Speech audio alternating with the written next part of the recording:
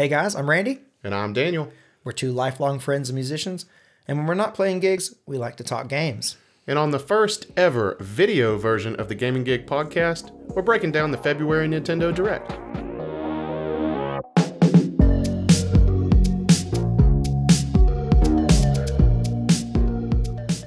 Well, Daniel, before we get into the main topic, what you been playing lately? Well, as you know, I'm still hopelessly obsessed with Sea of Thieves. So, I've been playing Sea of Thieves nightly for a couple of hours. I did put in a little time on Death's Door this week. I put in a little more time on Arceus. But I actually discovered a new indie that took like 3 hours of my time yesterday called Vampire Survivors. Mm-hmm. And I know I talked to you about this briefly, but it's a Steam game. So I was playing it on my new gorgeous PC that I love so much. And it's a roguelite, but it's also kind of got like tower defense vibes, which is really cool because I love like the BTD games. It's like a tower defense game where you're the tower and you can move. So like all your attacks and such are on a timer. They just happen automatically. And the only thing you do is move a character and run from just countless hordes of demonic enemies. And what's it called again? Vampire Survivors. Where's the vampire? Is that just in the hordes? Are you fighting vampires, or are you a vampire, or how does that work? This is a reasonable question. Yeah. I have not found a vampire. There's not a vampire yet that you've encountered? No, I don't think there is one, as a matter of fact. But there is garlic. Hey, there's going to be some vampires come up. For sure. I mean, I hope so, because I've got so much garlic, I stink. So you've been playing. So that's your new game that you've been playing. Yeah, it slaps. Yeah, it's in early access right now on Steam. It's only like either $2.99 or $3.99. So go buy Vampire Survivors. Daniel says it's good. It probably is decent at least. So jerk. Catherine and I have been playing Fable 2. This is a bit of a throwback. This is a Xbox 360 era game, and we're playing it because we finished playing Human Fall Flat. We wanted to start a new co-op game, and we heard that there was a co-op mode in Fable 2. So we're giving that one a go. And so far, we're a couple hours in, and I'm not really sure how we're going to... I think we're going to definitely see it through. Mm-hmm. We're going to keep playing it.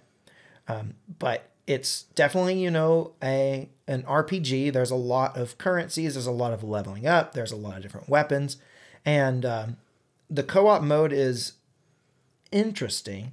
I wouldn't say it's like amazing, but it does work. Basically, you have one person who is the main player, and they kind of have everything at their disposal in terms of items and stuff. Mm-hmm. And then player 2 is another character that they choose, and that person can also gain like experience, and they can also like purchase magic and weapons and stuff, but they don't have the like full inventory and stuff like that. So I got you. The second person is kind of limited, but it's interesting. That really surprised me when you said you guys started playing a Fable game. I mean, I don't know anything about them. Like, I have no experience with Fable. Right. So, I mean, maybe it's a great co-op game. That just surprised me. Well, the co-op, I'm going to kind of reserve my full judgment on what the co-op mode's like until later on. But right now, it's at least interesting. And the vibe is really, really cool. It's nice. Got that... It's very like magical, and the music is really interesting behind it, and the vibe is neat. It's almost like it's fabled. Yeah, it's a fabled vibe. So I've been doing that, and then I'm almost finished playing Ghost of Tsushima. I know I've talked about it on the podcast the last few times we've talked about what games we've been playing. That just happens. I've been doing the same thing. Yeah, I'm almost done with that. I am like. I think that there are, in part of the main quest, there's like 20 something. I probably only have like 4 or 5 missions left, and then I'll finish the game. So I'm well within the last act of the game. Did you get that sick Aloy armor set? The armor set that came out? No, I didn't. You have to have the expansion, which I do have, but I haven't even explored any part of the DLC expansion yet. I'm sure I will with time, but I haven't done it yet. Gotcha. So moving on to our main topic. This past week we had a really big Nintendo Direct. The first one since, I think, the fall was the last time we had one. I think it was the first one of the year. Yeah, this is definitely the first one of the year. Yeah. So it's been a little while since we got one. And I think that for the most part, this was a really great Direct. There was a lot of stuff in it. I don't know if there was anything that like stood out to me as being like a huge thing, but there were a lot of pretty big things, I don't know, man. I mean, I don't want to jump the shark here, but yeah, the whole main idea of the Direct, like the big thing, to me felt pretty big.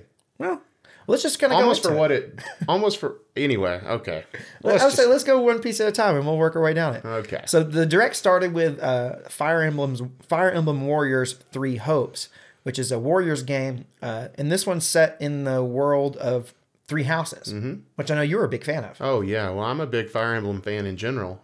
Three Houses slaps. I mean, I love that game. I think it could have had a lot of replay value if I didn't just have other games I wanted to play. But I just don't really care about the Warriors games. I mean, like Hyrule Warriors is cool because it gives like the backstory to Breath of the Wild. But the Age of Calamity one, right? Yeah. Age of Calamity. Sorry, but I just don't really want to play any more Warriors games. Are you just not that into the series in general? No, it doesn't hold me at all. Well, it's very repetitive. It's just hack and slash through hordes of enemies. I mean, it's fun and it does look cool, but it's like mindless fun, isn't it? Yeah, a little bit. And I can dig that kind of game. I probably honestly won't pick this one up, but I know that there are people who are huge Warriors fans, and they'll probably pick it up and probably like it a lot. If you guys like the games, let us know. I mean, let us know why we need to get more into these Warriors games. Honestly, the only one I've played is the Age of Calamity. Yeah, because beyond that, I'd heard of these Warriors games, but they never really appealed to me. Yeah. Then I'm surprised because, I mean, they are mindless fun.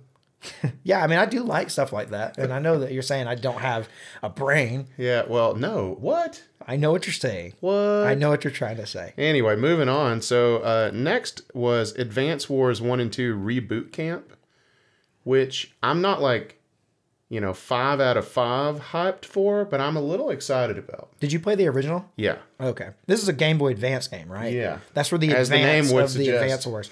I never played it. To me, this game looks like a mobile game. I don't know what I'm missing here. To me, it just doesn't do it for me in any way. Maybe you have to have played the original to want to play this, but to me, I don't know.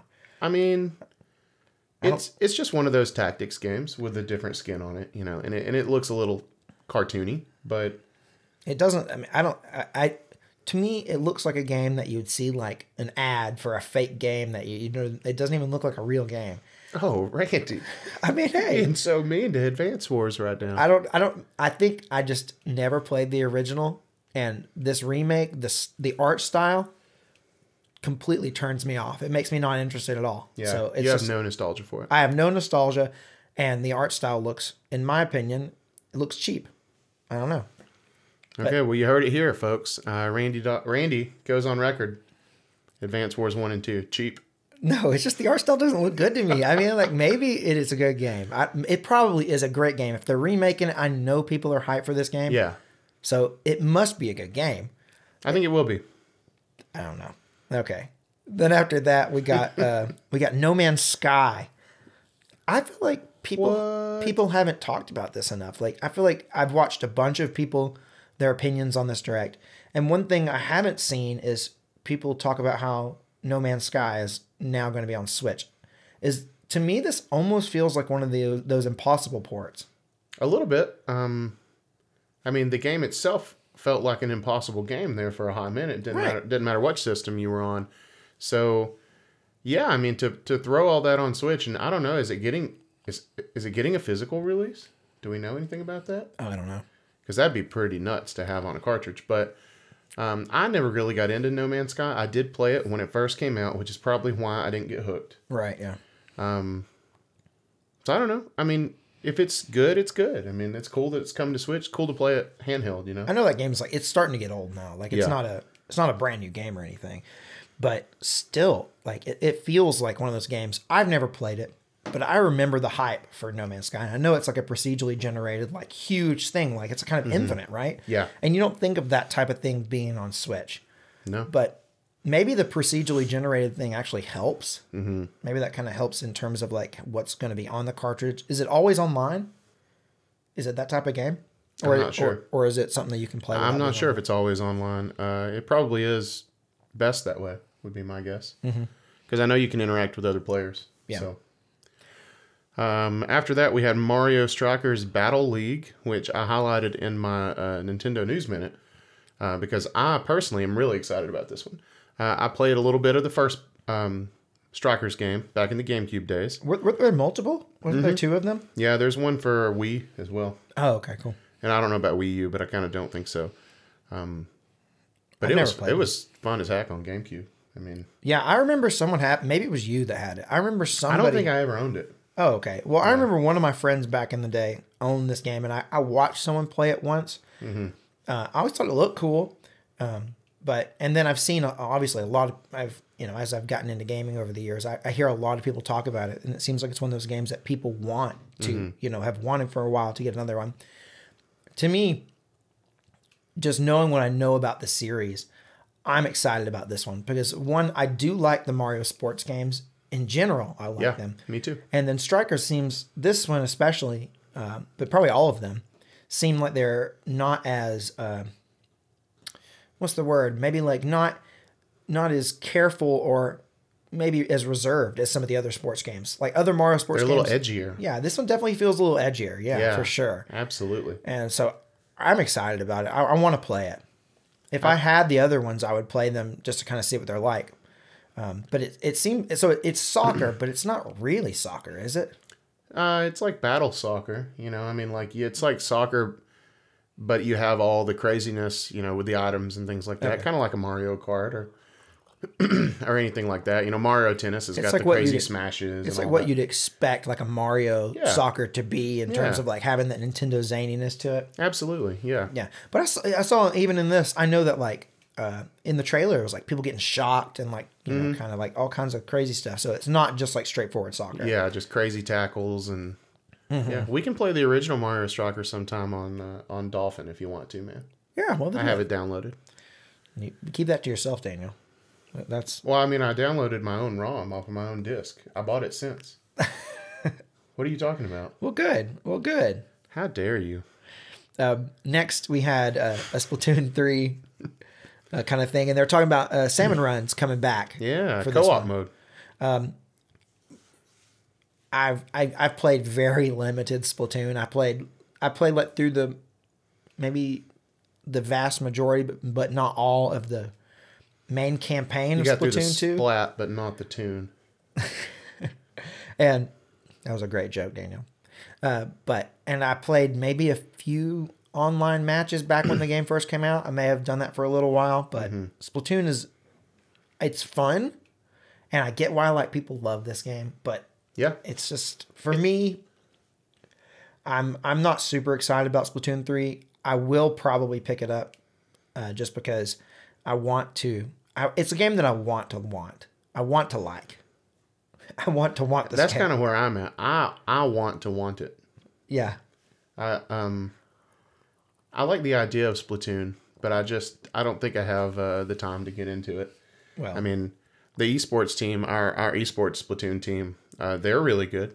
They seem to be anyway. I mean, I don't know anything about Splatoon, so it's hard for me to say. But it seems like the people who like it really like it. Yeah, and I'm sure glad they're getting a new game. Yeah, I'm sure tons of people are excited for this. I know Arlo's pumped about the Salmon Run thing because he said that was his favorite aspect of the old Splatoon games.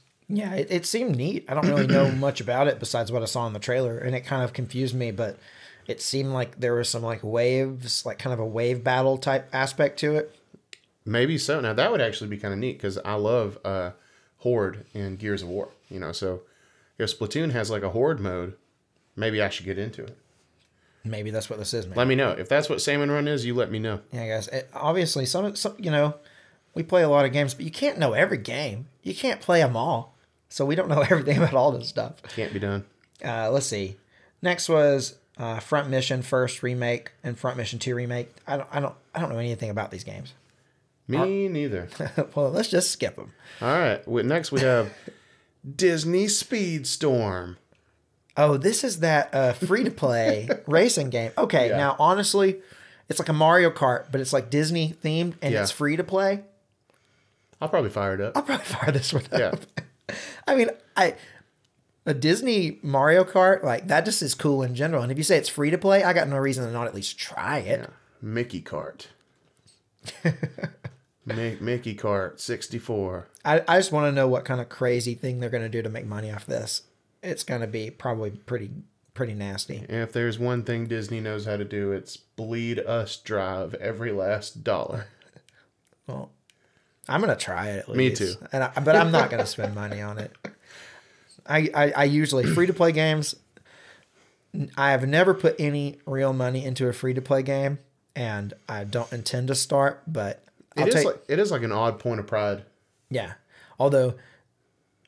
Oh, I have. You have? Yeah, I bought the Plunder Pass for... well, technically, Sea of Thieves is not a free-to-play game. That's true. That's true. It's not. It's just on Game Pass. I also bought one character in Apex Legends. Yes, you did. See? And that was a waste because we didn't play it much longer. I know. Well, but it wasn't that expensive. No. So, keep it on the Disney train. Yeah, next technically, we got a Star Wars The Force Unleashed. Now, this is an older Star Wars game.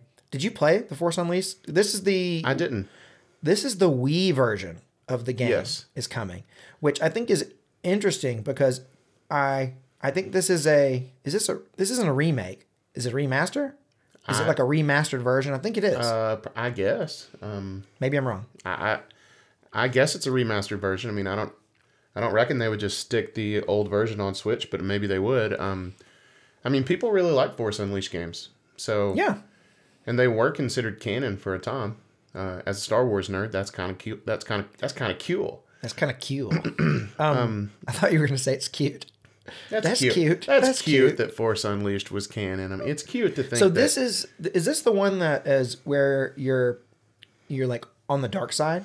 Yeah, you play as Star Killer, who is Vader's secret apprentice. And fun Star Wars nerdy fact: Star Killer was George Lucas's original idea for Luke Skywalker's last name. He was originally going to be Luke Starkiller. So this is probably a holdover from that. Probably a good thing that didn't happen. Yeah, they thought it sounded a little too aggressive and, not quite as protagonisty, I think. Yeah. Definitely not. But you play as like, Darth Vader's secret apprentice, and I think eventually you beat Vader. Spoilers. But I think eventually you beat Vader, which is probably why it shouldn't be canon anymore, because that's ridiculous. Well, this one, how can you beat Vader? Are you going to try it? Have you played the Force Unleashed game? I haven't. I probably should. Yeah, do you think you might pick it up? Yeah, I think it's possible. So Star Wars The Force Unleashed comes April 20th, 2022. Mark it down, folks. Mark it down. Next, we got Assassin's Creed, the Ezio collection. That'll come out February 17th. That's like very close. And by the time we post this video, we'll probably post this before that, but it'll be very close. Yeah. So if you're into that, I've already played all those games. Yeah, I have not played them and probably am not going to. Tell me, guys, if I'm missing out on some Assassin's Creed craziness, because I don't think I am. I mean, the original, I played the original and liked it. The very first. So the original one you play as Altair. I don't remember. I played it when it first came out. You know how long ago that was? I do, but that's his name. Okay. And I'm pretty sure in Assassin's Creed 2 is when you start as Ezio. So there's 3 games in this collection. Yeah. So that would be Assassin's Creed 2, Assassin's Creed 3, and then like one of the spin-offs maybe? Like Syndicate or something like that. I don't know. I don't want to say the wrong thing, but I feel like Daniel's just making up stuff. I'm not making stuff up. I'm just remembering. There's a difference. But, those games, I loved them when they first came out. I just got tired of it. But if there's an Assassin's Creed game you should play, it's Black Flag. Black Flag. But now you play Sea of Thieves. That's the pirate one. So, yeah. Yeah, well, that one is also on the Switch already, though. I know because I've seen it in the store. Well, next we have SD Gundam Battle Alliance, which comes out this year. Sometime this year. Is this the one that had the big mech suit thing?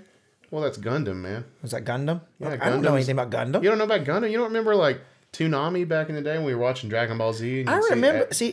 when I watched this thing, it kind of sparked a memory from something that I used to see on TV, but I couldn't remember what it was. Because I couldn't remember if it was something like that, or it kind of reminded me of the big Power Ranger suit.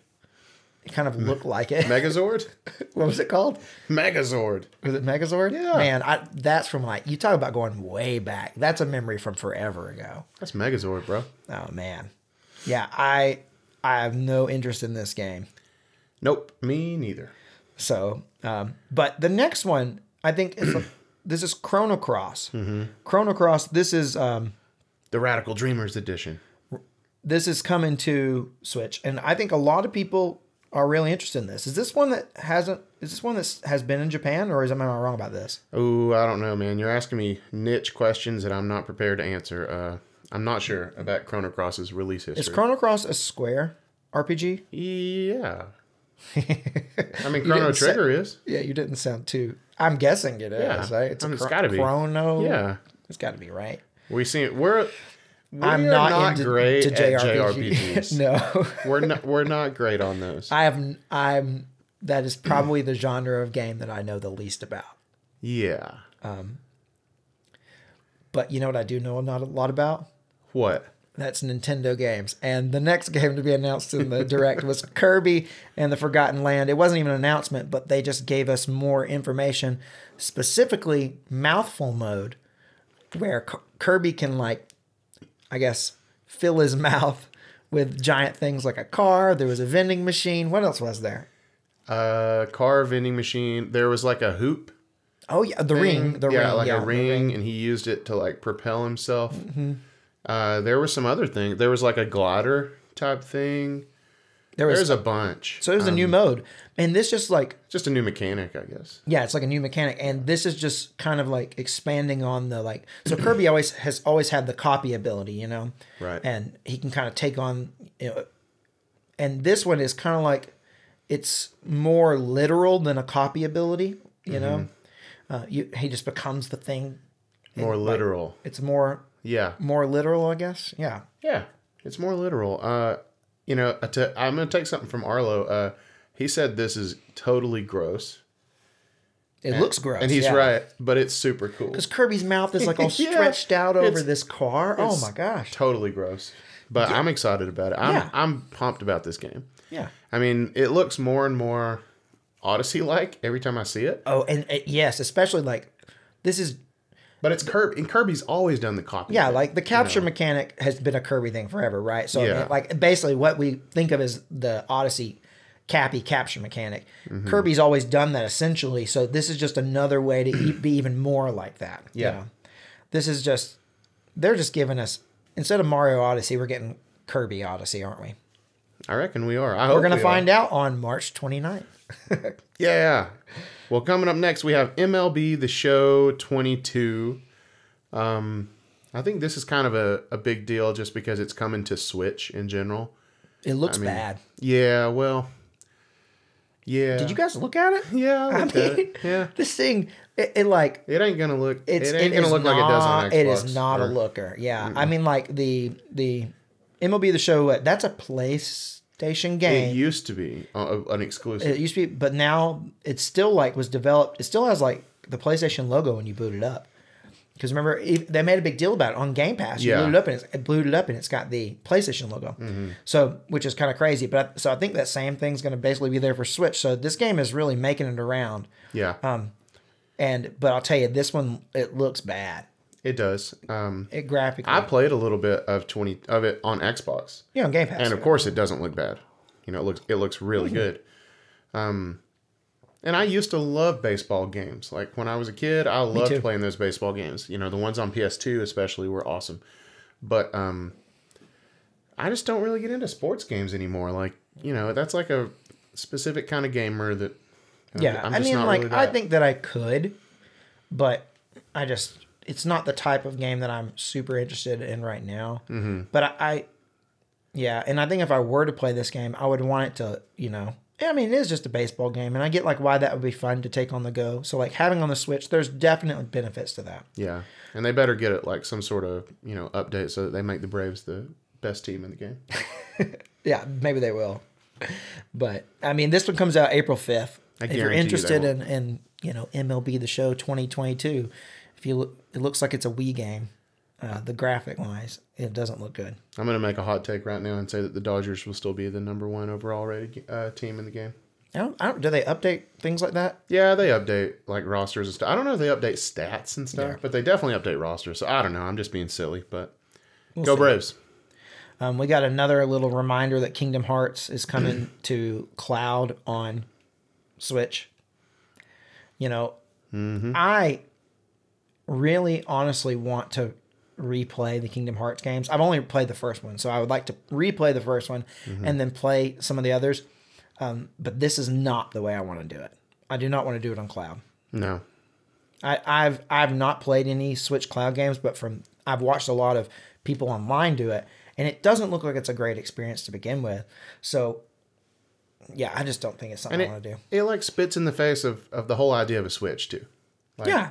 Why you don't need to be tied to the internet. Yeah, if you got to be tied to the internet, I mean, why aren't you just playing it on Xbox or whatever? Anywhere else. Yeah. Or just on your PC or something. Yeah. Or like, if it's on cloud, I would rather just like hook a controller to my smartphone and play it there. Like, right. Why put it on Switch? Well, next we have Klonoa Fantasy Reverie Series.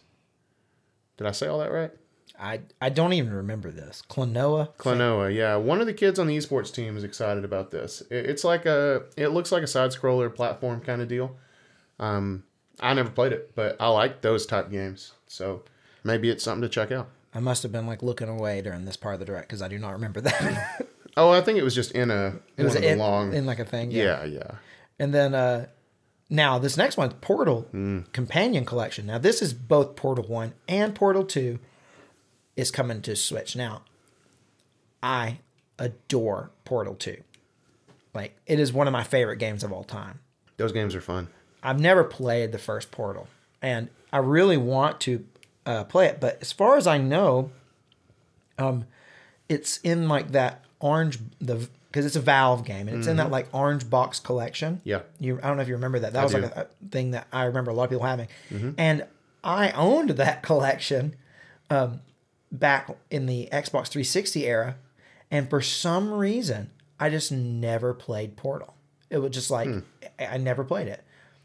So, what else was in that? It was like Half-Life? It was Half-Life, yeah. Some Half-Life thing. Team Battle. I don't even remember. I remember owning it. I picked it up at a GameStop for like 50 cents or $1, like used. Yeah, you could find those. They were giving those things away. I'm not even sure that I ever even put it in the Xbox and played it. I just had it. And now I can't find it. It's not in my current collection. That's a sad story, Randy. So I really want to play the first Portal game. Yeah. And I haven't. I just need to find it. So this is something that interests me. But the thing is, I own Portal 2. So I don't want to buy the collection. I just want to play the first Portal game. So if you guys can tell me a way that I can play the first Portal game and not spend an arm and a leg, I want to do it for relatively cheap. I don't mind buying it. But I don't want to spend like, a bunch. Right. Well, this next game, I don't have a lot of background knowledge about, but I'm excited about is Lava Love. Yeah. So this game... This one was a Japanese exclusive. Yes. This is now coming to the States for the first time. And it looked really cool. As far as I could tell, it was just a game, you had multiple protagonists that, were in multiple eras of human history, including some in the future. And I guess you just play through different stories. I mean, are all the stories different, or do they all have like parallels? I mean, I don't know. You're gonna need to play it and report. I was intrigued by the different, like all the different stories, especially if they're not all too long. Yeah. Like if they're pretty condensed, that interests me because I could, like you don't even have to dedicate yourself to the entire game. Maybe. Yeah. Maybe you could do just sections of it at a time as you want, and it could be one of those games that you take quite a while to play. But always, if it's good, it could, get you coming back.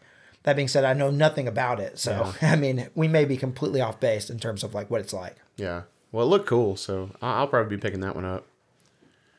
Ooh, talk to us about this next one, Randy. So after this, we got Nintendo Switch Sports. Now, this is super cool because this is like Wii Sports. This is like kind of they even pretty much essentially said like this is the sequel to. They were like, "This is Wii Sports. We just have to call it Switch." Yeah. So it's a lot of the same sports. I think most of them, but there are a couple sports from the original that aren't in this. Yep. Namely, baseball and golf. But golf is coming, but they didn't say anything about baseball. That hurt my heart so much because I loved Wii Sports baseball, man. You just said you're not into baseball games, but you want to play. But here's the thing: this is a tiny little game. Yeah, it's tiny. You can play, one or two rounds.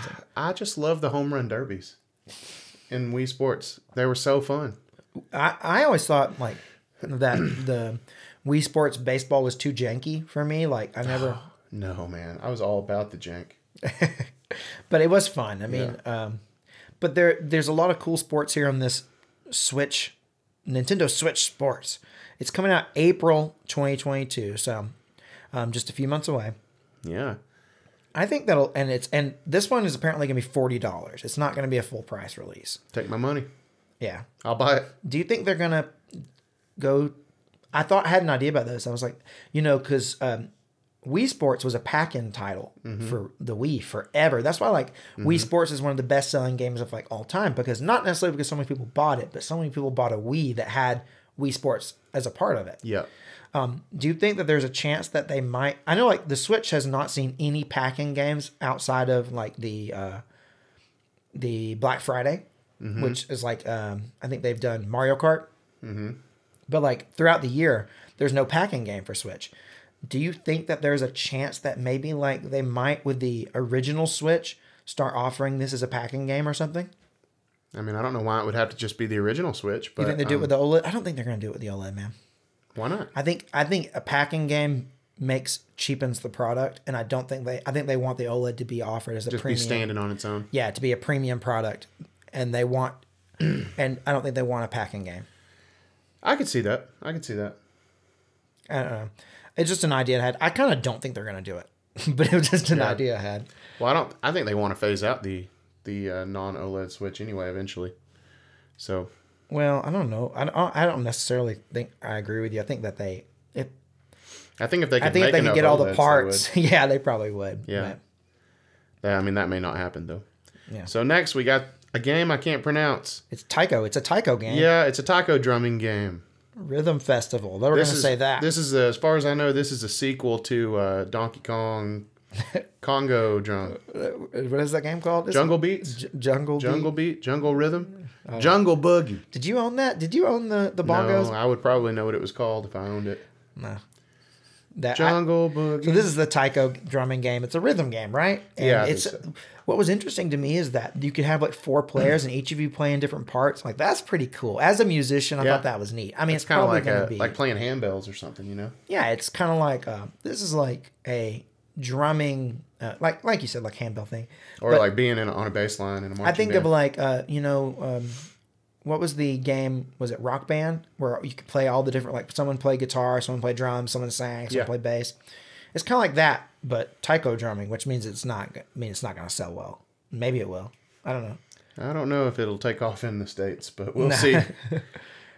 After that, we got another reminder about Triangle Strategy, about when it's coming out. It's coming out March 4th. That's pretty soon. Yeah.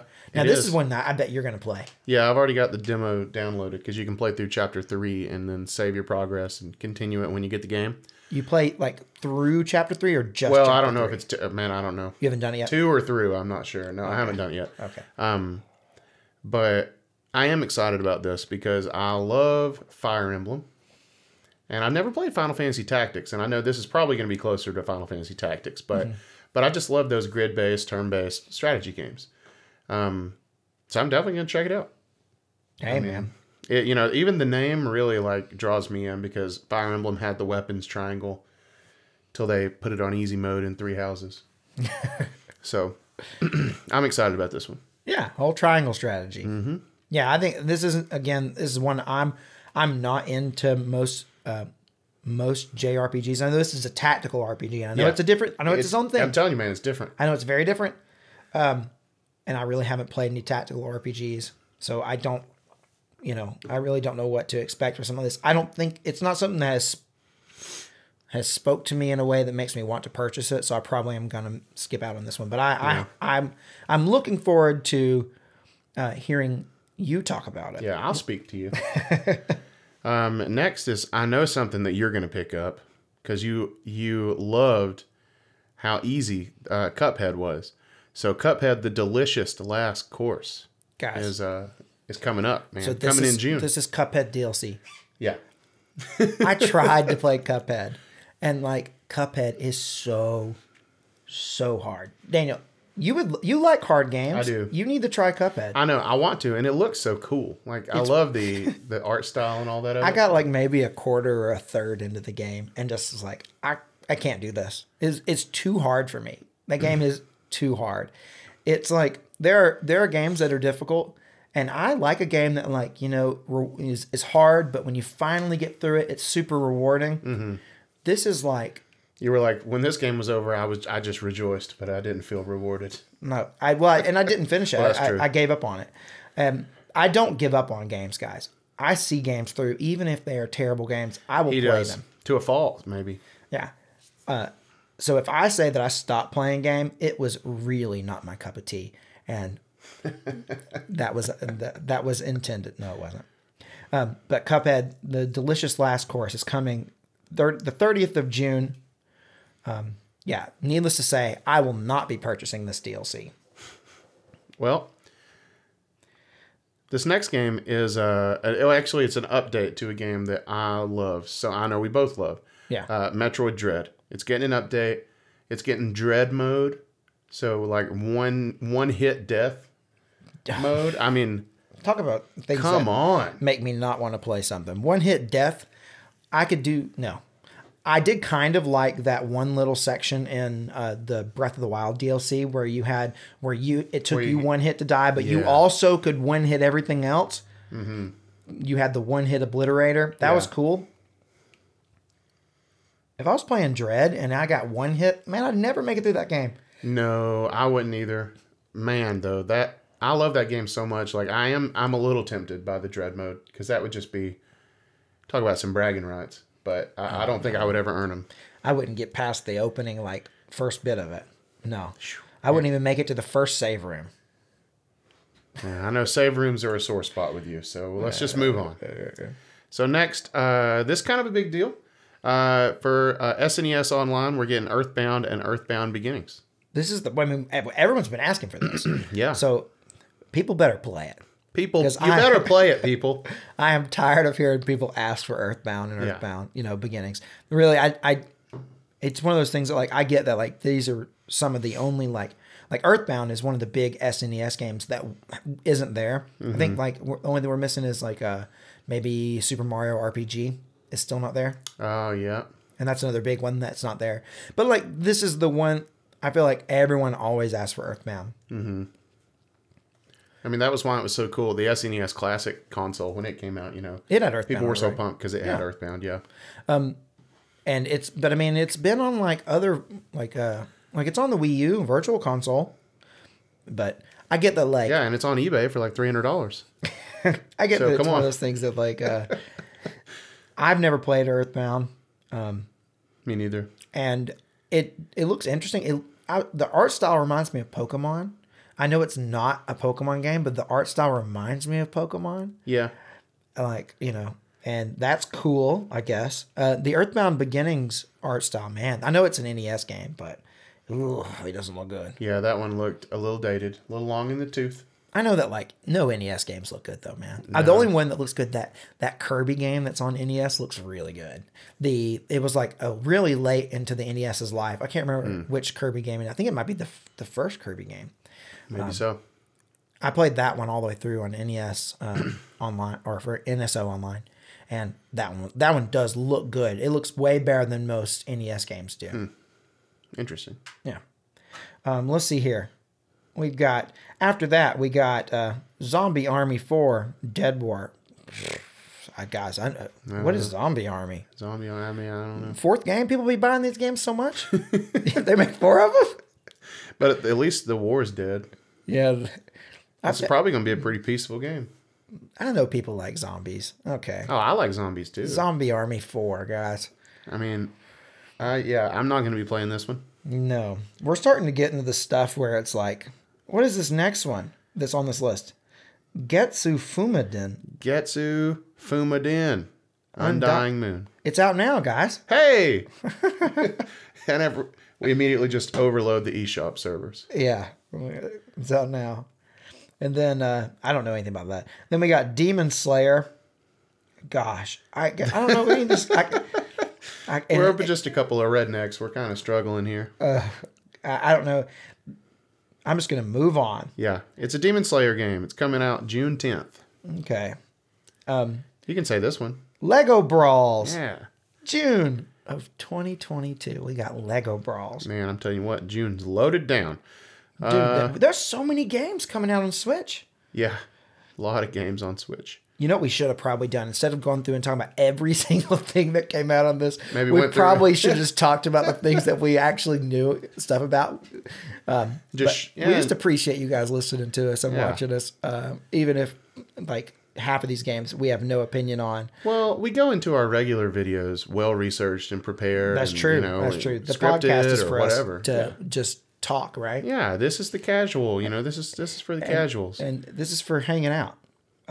So then we got 2 Point Campus that is coming out in May 17th. Now, if it was 3 Point Campus, I'd be all over it, but I'm just not very excited. I think 2 Point Campus, this looks, from what I've seen, I need 3 points. It looks interesting. Now, the next thing... Let's skip this one and talk about the very last thing first. Okay. Because I know I care a lot about this one. Okay, we're going to skip this next thing and come back to it, guys. The last thing in the Direct was that Xenoblade Chronicles 3 is going to come in September this year. Now, I've heard rumors for quite some time that there was going to be a new Xenoblade game. Yeah. So this is not, to me, like big exciting news. One, I've not played any Xenoblade games, but also, man, this was leaked months ago that this was going to happen. So, honestly, I guess I expected to see it earlier. Maybe that they waited a few months before actually announcing it makes it a bigger surprise. I'm happy for everyone who is big Xenoblade fans. I know these are big, adventure RPG things. Yeah. And they're obviously successful. Yeah. People love them. But here's the thing. From what I understand about these games, they're long. Like really long. Like 100 hours long. Mm-hmm. I can't do it anymore, guys. We ain't got that kind of time left. I can't do it. Not that I can't. Because I totally can't. Because I put in, like we figured out, like, since we've only been playing Sea of Thieves for we started playing it not even a year ago. No, not a half a year. Not even a half a year ago, and we've already put in almost 400 hours on it. Yeah. So like I can put hundreds of hours into games if they're games that really hook me. And I'm not saying that maybe Xenoblade would be a game that might hook me. I just I don't want to go into a game knowing that if I'm going to see it through, I'm going to have to spend that much time. Mm-hmm. I'd rather it be a game that, was shorter. And then if I get really hooked into it, it's optionally got enough to stretch to as much as I want, Right. Think about like Breath of the Wild. Like you can finish Breath of the Wild in like, I don't know, but 15, 20 hours. Like if you just wanted to like, do go the through Divine Beast and just like go through it. Mm-hmm. But I've spent almost 200 hours in that game just doing all the side stuff, like, doing everything that's in between. Right. I want a game that is that way, that offers me a decent package, but then optionally, if I get really into it, then I can really dive into it. Yeah. And like this game looks good. It looks like it's got a cool art style. The graphics look good. Yeah. But I just don't know that we're the target audience for Xenoblade, Randy. Maybe if you had caught me about 10 years ago. Maybe about 10 years ago. Maybe a little more, maybe more like 15 years ago. Yeah. We're starting to get up in age. Yeah, we are. So let's talk about something that we really care about, or at least I do. I don't want to speak for you. But Mario Kart 8 Deluxe has got a booster course pass that's going to last for about 2 years and give us 48 new courses for Mario Kart 8 Deluxe. Now, they're remastered courses from the old game, so they're not brand new, but they are new to 8 Deluxe. Right. Now, this got me pumped because I love Mario Kart. I still boot it up every now and then and play, especially now that we've got a Mario Kart team on the esports team. 2 of them, actually. And they're good, but that's beside the point. I just love Mario Kart 8 Deluxe, and I know the big rumor was that we were going to see Mario Kart 9. We even talked about it in our Yes. Nintendo News last weekend. Yes, and this has all but deconfirmed it. Yeah, you know? yeah, we're not getting Mario Kart Yeah. 9. And honestly, like the rumor was that we were going to get Mario Kart 9, but I think what the rumor was that we're getting more Mario Kart stuff, and people just assumed it was going to be Mario Kart 9. Because why would you wait like 5 years and then start releasing DLC for a game? Like, it's very unorthodox. Right, it makes But no it's sense. it's such a well-selling game, you know, like it's still top of the charts consistently. So why would you not just keep riding that? And like people, and like I heard people that were mad, you know, about not getting Mario Kart 9, and I just kept thinking, like, what is wrong with 8 Deluxe? Like, why do we even need not? I mean, I'm not trying to be like a Nintendo apologist. Like, give me Mario Kart 9, I'll be happy. But Like what could they do with 9 that's going to shake it up enough to make Right. it like do we even really need they're it? gonna go back to like the double dash mechanic or something. Like, why would you do that? Like, 8 Deluxe plays so well. Yeah, it's a great game. The online works. I mean, I kind of think like that. I think that if they were to do 9, they're going to add a new mechanic. You know, they're gonna have the gimmick. You know, and I think like for example, I remember when 8 came out. I remember that the gimmick was, and maybe I'm wrong about this. I feel like I remember them pushing the thing about it being able to like you turn upside down, like anti-gravity and like that sort of thing was like one of the gimmicks I remember them pushing. Was that, you know, you had that the courses twist. And yeah, and they can turn upside down and stuff, and which I thought was cool until I played the game and then realized that because your perspective doesn't change, Yeah. you hardly even notice that you're upside down or that like things Yeah. are twisted. And It's stuff. just a great game. Like, it doesn't have Yeah, any, it's Mario Kart. I mean, it doesn't have any weird feeling gimmick to me. Now I'll be honest, like when this Mario Kart the booster course thing, when I saw the announcement, I thought it's just a bunch of courses. I was like, is it even that big of a deal? But the more I thought about it, the more I realized like Mario Kart is the course. That's all it is, man. That's like, a huge deal. That's like the main thing, you know, is the courses. I was thinking like, wouldn't it be Characters don't cooler matter. to add a character? And then I was like, really? I mean, like the characters are just skins. Yeah. I mean, like there's like, you know, heavy characters Right. and light characters, like, but They just other fit. than that, they're no different, you know. One heavy character isn't really different than another heavy character. No, Besides the way they look. So adding characters isn't really that exciting, but what is really cool about Mario Kart is the courses. That's right. And that's something that I think when I saw the announcement, I was like, I didn't really think about. But I mean, like, like when you're playing online, you get the option of picking your course, and if the course you pick gets chosen, I mean, that's awesome. Yeah. That's because the courses are the what makes each Mario Kart experience different from the last. Right.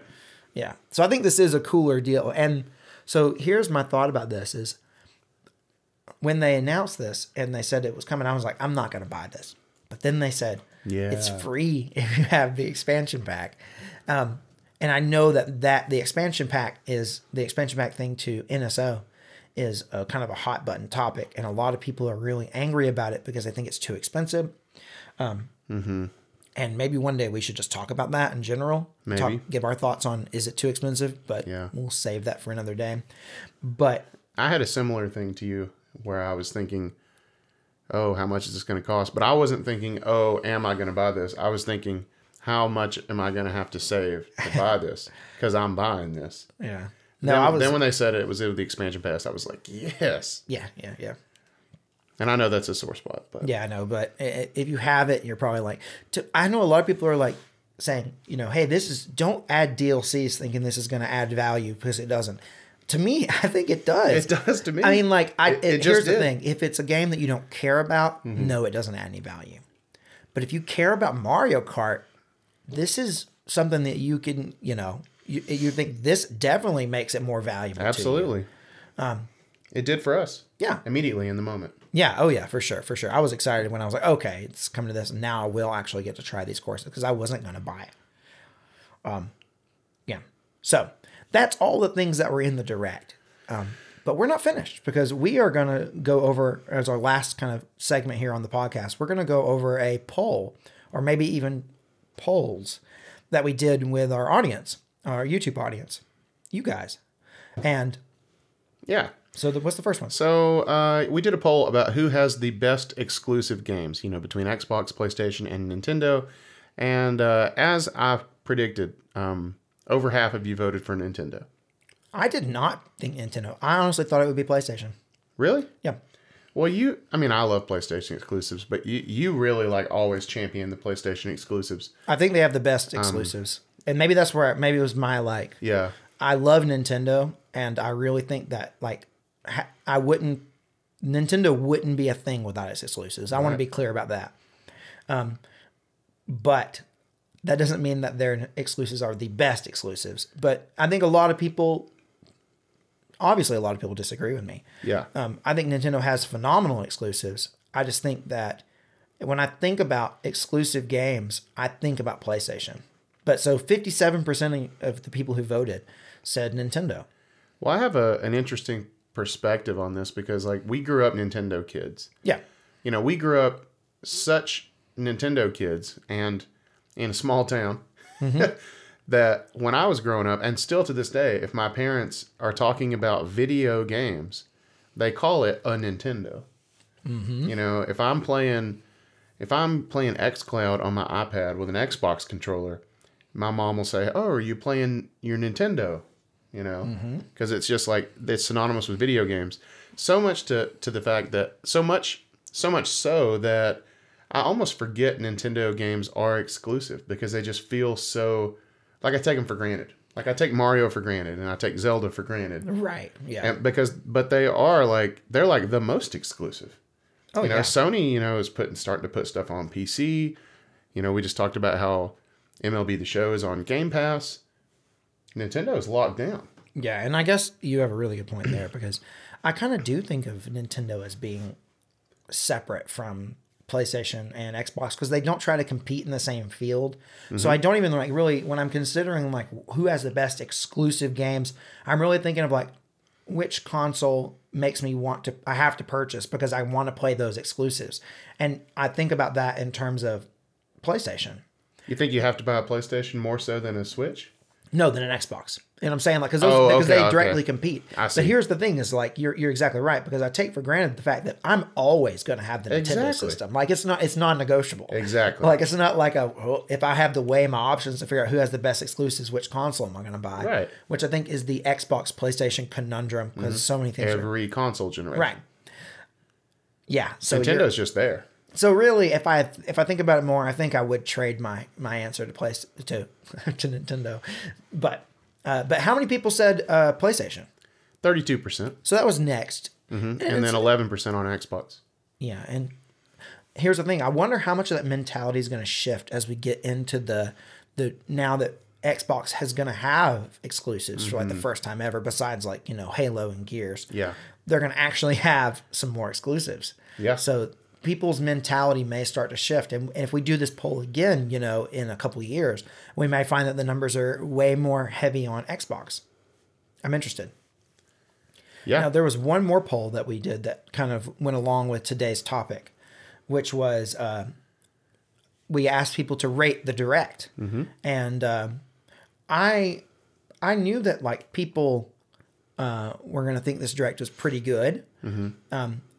But what I didn't expect was that a large majority of people, not a majority, but a lot of people gave the Direct 1 star. Like, thought it was a trash Direct, which I think is crazy. How many people said it was 1 star? 24%. Almost a quarter. A quarter of people thought it was a trash. Okay. And here's the thing. If you hyper focus on like one particular series and you're like, and it doesn't show up, you know, they like only wanted to see they wanted to find, like, I really wanted to find out the title for the Breath of the Wild sequel. Like I really wanted to find out what it was called and maybe even get a solid release date. That was like the thing I wanted to see the most. And I didn't get that. But if I like hyper focused on that and said, like, if I don't get that, then this is a garbage Direct. Yeah, I could see, but come on, guys, don't be so salty. Right. I mean, I really wanted to see more about this Donkey Kong game. Oh yeah, the rumored Donkey Kong game. Yeah. Those are like, and here's the thing, the gaming bubble, or all the people who are in this thing and are always talking and thinking about games. We get so like caught up in like these rumors and if the rumors don't happen, and if we don't see what we expect, everyone gets their panties in a wad, but it really, everybody takes to Twitter and just starts lighting the torches and breaking out the pitchforks. Yeah. I get that like 1 star is going to be skewed, but I think in general, our poll said the majority of people said what? The majority, it was tied for 4 and 3. So 27% said 3 star, 27% said 4, but 14% said 5. So, that's doing some quick math here. That's 68%, I think, of people say it was 3 star or above. So most people thought it was a good direct. That wasn't quite right. It doesn't really matter. A large majority of people thought it was a good direct, with some people thinking it was bad. It's funny because so few people chose 2 stars. If they thought it was bad, it was 1 star. Right. And that's just the polarizing nature. I would much rather trust the opinions of someone who said it was 2 stars. Maybe they saw something there that was good, but they thought it was overall not. I could get like if nothing there was your thing, but that 7% and the 2 star, those are good people. Yeah. So that kind of brings us to the end of today's podcast. I want to thank you guys for listening to us, and let us know if the video podcast it's the same thing. We're recording it the same way. We're just now putting a camera in front of us. Yeah, we've kind of decked out my office space here and made it kind of dimly lit. So let us know what you think about it. We've had fun doing it. Yeah, we're always trying stuff, new stuff here. We want to create good content for you guys, and we want to, talk and, be able to just have these discussions. And we thought the video thing would be maybe more enjoyable for those of you who watch the podcast on YouTube. We know we have people who listen to the podcast, and we'll still put out just a pure audio version of it on, all the places we put it, because the podcast goes everywhere that podcasts are at, and we'll still have just a pure audio version, and it will be unchanged from what we've done in the past. Right. And guys, you may have noticed, but we have a new contributor to the channel this week. Our good buddy Nick, who, if you've ever watched us stream Sea of Thieves, you've probably seen Nick. Mm-hmm. He just picked up the Xbox News Minute this week, and he did a great job. Oh, man, yeah. Killer stuff. Yeah. So he's our newest kind of video producer on the channel, and he's a good friend of ours. He plays music with us. That's kind of what we're going for here is we have very talented friends. Let's all be a part of this, Yeah. So Nick will be, we're hoping will be a constant, source a staple of the channel. A pillar. So guys, if you see one of Nick's videos, leave a comment, let him know he's doing good, because we really like what he's doing. Yeah. We're looking forward to his stuff. And guys, don't forget to go follow us over on Twitter and TikTok. Our handles are @GameAndGig, all words. Also, if you go over to our Twitch channel, which is also Game and Gig, there's an invite link in there for our Discord server. You should totally click that and join that, and come check us out over on Twitch while you're there. Yeah, guys, we have all kind. We're on all the socials. A lot of the stuff like the YouTube Shorts that we post on YouTube, which is a lot of our content is shorts. It's also on TikTok. It's also on Instagram. So if you prefer to one of those other platforms, follow us there. Because I get that like YouTube Shorts aren't for everybody, but it's the same content on TikTok and Instagram. But still, if you prefer one of those other platforms, check us out over there. Yeah. All right, guys. Well, until next time, I'm Randy. And I'm Daniel. And this has been Gaming Gig. Peace out.